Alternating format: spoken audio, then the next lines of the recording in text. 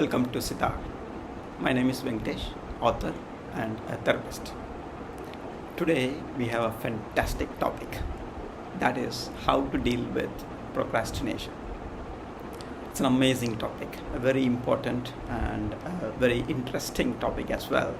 So having chosen this topic, I decided not to procrastinate and do this video today itself. So let's dive into it, shall we? Procrastination. This is something that a lot of youngsters, college students had to deal with, and it often comes across so gradually that we don't even see it coming. And even after growing up, a lot of us in our adult life, we tend to procrastinate a lot, which is quite normal to an extent, which is very natural. As human beings, we do have an inclination to go after instant gratification, to go after immediate rewards and returns, and sort of like planning for the long term looks very nice, but practically speaking, we tend to focus on the immediate stuff, and anything that has to do with time consuming stuff is not a big priority and not a very favorite thing to do. It's not at all a preference for many people.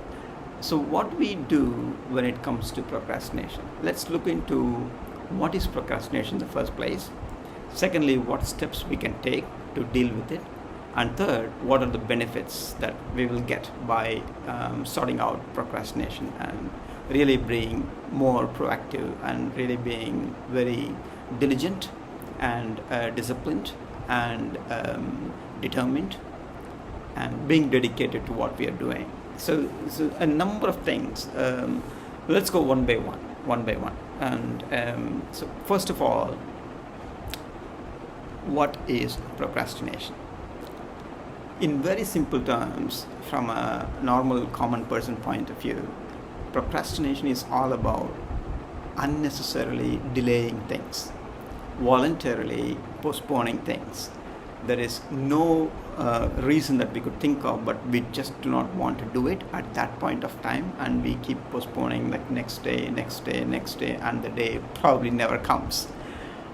So is this any good at all?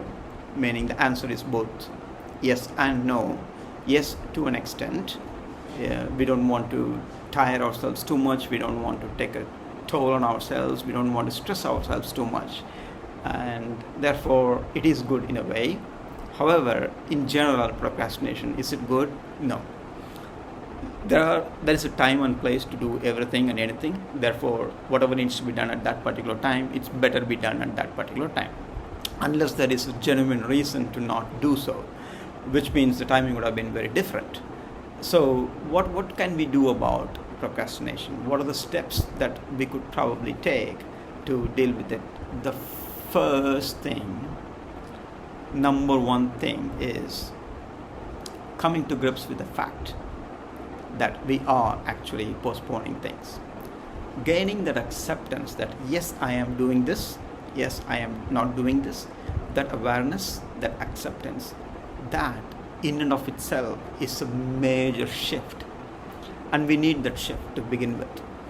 So the first step that you can do is to come to grips with the reality and have that acceptance. Be gentle with yourself, be kind with yourself, have that loving kindness, and come to grips with reality and accept that yes, procrastination is real and I am into it and I want to come out of it.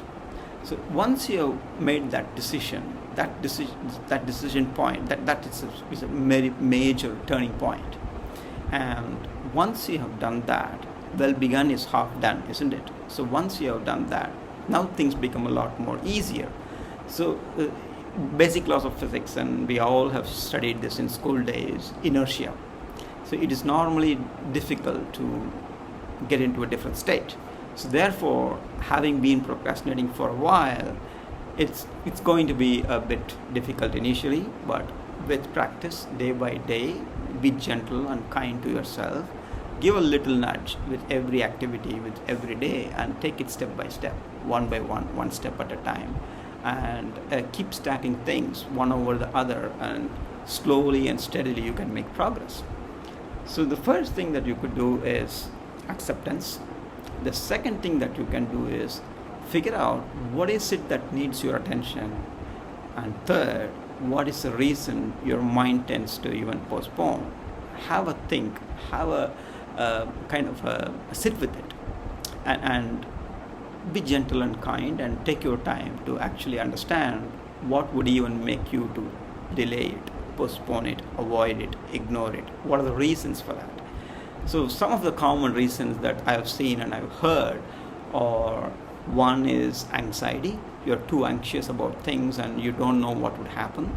You have thinking about what would others think about you and your activity and your action, your behavior, your work, your quality of work, other people's opinion. Fear of other people's opinion is one of the main reasons for procrastination. Another reason is looking for perfection. You see, 100% perfection is only possible in theory.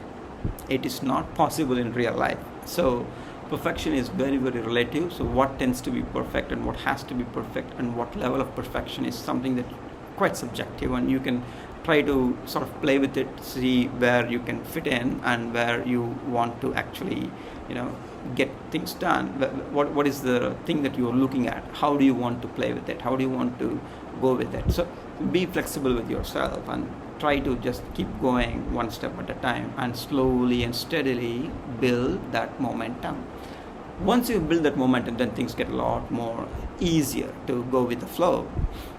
And like this, even in sports, they call it as like getting into the zone. So once you're into that, then things become a lot more easier. Initially it is a bit difficult, but then gradually it becomes very, very easy. And then it becomes sort of your like second nature. It becomes your, it becomes very habitual. So fear of other people's opinion, fear of rejection, fear of failure, looking for perfection. These are all different reasons why we tend to procrastinate. Now, above and beyond all of these things, if you still believe that that is very an inclination towards, you're very, very inclined to still continue with procrastination, that means there's something more to look into. So that would probably be a cause for either anxiety and or depression. One of them or both of them, that could be possible. If there is something that is bothering you and you feel depressed, for a few days it's okay, but anything beyond 2 weeks is something to seriously take into consideration. And therefore, what you can do is to really understand what's going on with your life. Is there anything that is bothering you, which is why you are tending to look at things in a very, very different way, and you're just not into it at all. So life becomes very boring, very difficult, very challenging, and you are in low mood. That is not something that you would want to continue for a very long time. So therefore, the steps you need to take are very different, which we can't cover in this session today, but those are all some of the reasons why procrastination can still continue to be a bothering thing.